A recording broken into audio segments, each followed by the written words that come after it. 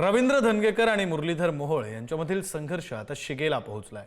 Jain व्यावसायिकाचा video post करत धंगेकरांनी आरोप केलाय। मुरलीधर मोहोळांवर आरोप करणारा व्यावसायिकाचा व्हिडिओ धंगेकरांकडून पोस्ट करण्यात आला। मंत्री महोदयाविरोधात लोक पुढे येत आहेत असं धंगेकरांनी या पोस्टमध्ये म्हटलेलं आहे।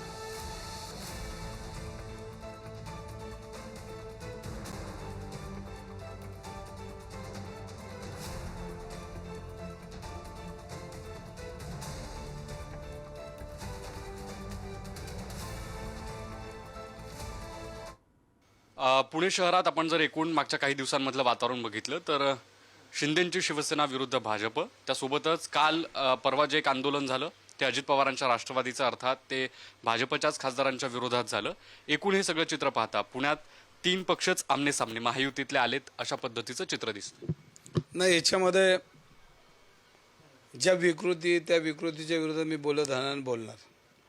आता मी भारतीय जनता पार्टीच्या एका नेत्याच्या बाबतीत चुकीचा शब्द कधी वापरणार नाही। आणि याच्यामध्ये मी आत्ताच्याच एका मुलाखतीत बोललो की आम्ही प्रदीप दादांचा आदर्श मानतो, आम्ही प्रकाश जावडेकरांचा आदर्श मानतो, आम्ही अनिल शिरोळेंचा आदर्श मानतो, आम्ही विजय काळेंचा आदर्श मानतो।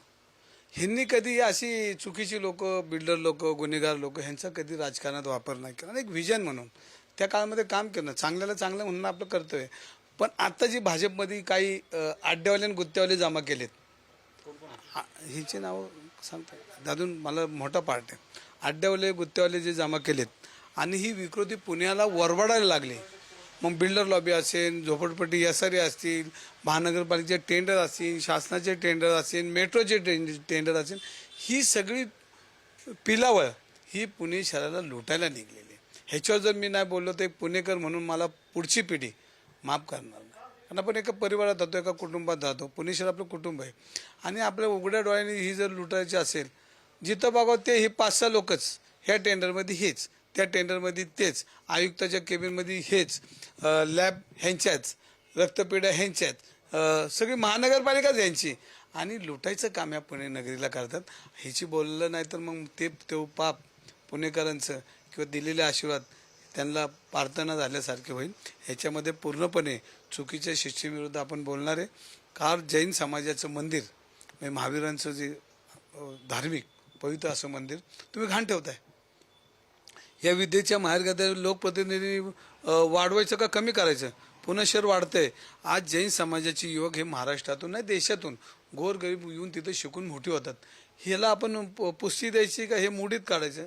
आणि हे मोडीत काढण्यासाठी मोहोळांच्या आजूबाजूचे बिल्डर आणि मोहोळ ज्या पद्धतीने ही सिस्टीम हायजॅक करून हे महावीरांचं देऊळ घाण ठेवलं, ही शर्मेची बाब नाही का? ही लाज वाटत नाही का? आणि मग त्याच्या विकृतीविरुद्ध बोलणं म्हणजे धंगेकर भाजपच्या विरोधात अजिबात बोलत नाही। मी आदर्श मानणारे पुणे शहरात अनेक लोक आहेत, अरविंद लिले असतील, अण्णा जोशी असतील, प्रदीप राऊत असतील, जावडेकर साहेब असतील, शिरोळे असतील, म्हणजे केली ना चांगली कामं। त्यांच्या विरुद्ध आपण बोट दाखवलं तर पाप आहे। इतकी चांगली कामं केली त्यांनी आणि सगळ्या जाती धर्माला घेऊन त्यांनी या पुण्याच्या विकासाला हातभार लावलाय। आत्ताची नुसती लूटमार वरबडतं तिला ह्या पुण्याला, ह्या पुण्यनगरीला, ह्या महाराष्ट्राला वरबडण्याचं काम आहे।